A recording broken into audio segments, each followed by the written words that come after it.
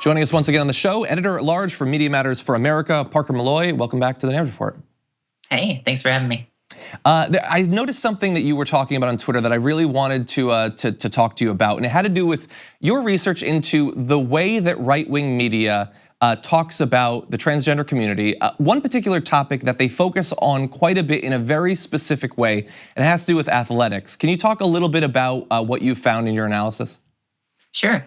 Well, as a transgender person myself, I am obviously very interested in these issues. So one thing that constantly gets brought up, even when it's not necessarily relevant, is the inclusion of transgender people in sports.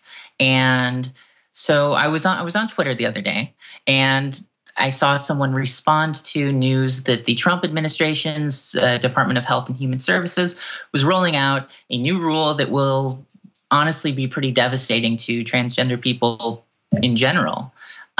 So in response to that, I saw someone post a photo of a transgender athlete ready to run a track meet, I think. And that kind of set me off on this little bit of a tangent where I started talking about how that is essentially, it's used as a way to strike fear into the minds of people who might ordinarily be pro-trans generally. They try to divert this issue of basic human rights to, yes, but what if they try to make the movie Ladybugs, where you have a guy dressed up as a girl so they can win a soccer tournament? What if someone tries to make that reality? Mm-hmm. And it's a great movie, by the way. You know what? I love that movie. It's Rodney Dangerfield. It's a great movie. But yeah, so anyway, so I started kind of going off on that a little bit and talking about that. And one thing that happens is, first off, that issue, as I was saying, is kind of a red herring in itself. But what also happens is you see this unnecessary focus on trans athletes when they win. You never hear stories about a trans woman who was a runner got crushed at the finals or something like that. You only hear these stories where it's framed in this sort of question of whether or not there's an unfair advantage, as though there's no chance for the other athletes if a trans woman is allowed to compete. And, it ignores the science behind a lot of things. It ignores the fact that something that might be an advantage in one sport is a disadvantage in another. Being tall might be good in volleyball, but maybe not for something that's not volleyball. I literally only know about volleyball, so I can't help you there. Volleyball and basketball, and both height kind of helps. But so in that case, they kind of ignore that, but they also ignore when they lose, and that creates what's basically called an availability heuristic. It's why when you think about plane crashes are extremely rare, but it's still a thing people worry about. Should they worry about it? Probably not.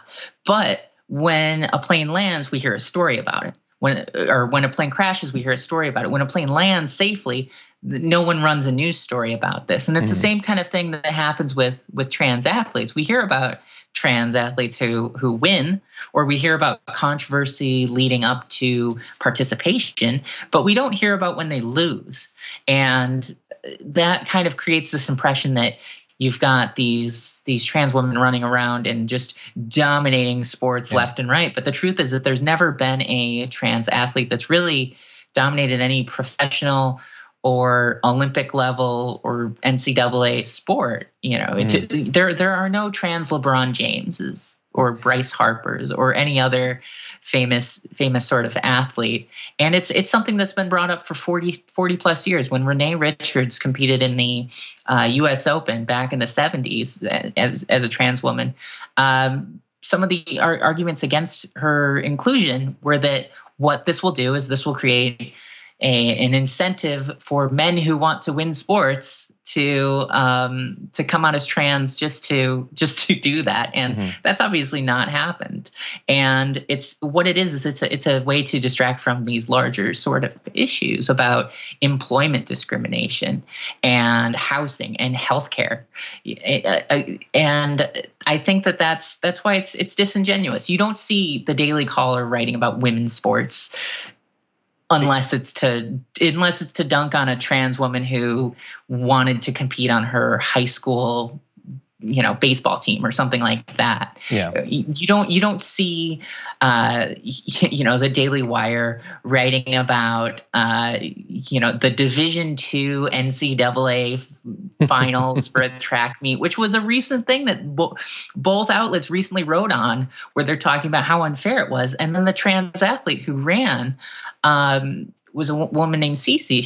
She came in 6th. So they didn't write about it again. Yeah. And then she, I guess over the weekend, just won another meet.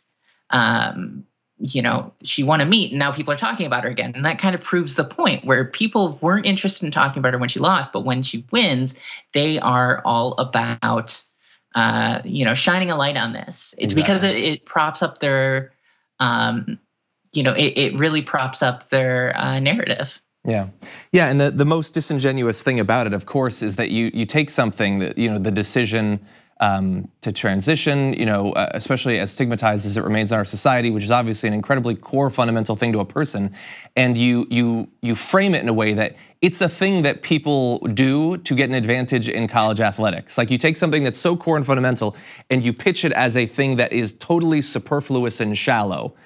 Which is disappointing as well. And so because of how important this is, I very much appreciated your analysis and your continued focus on the topic. Parker, it's always great to have you on the show. Yeah, thanks for having me.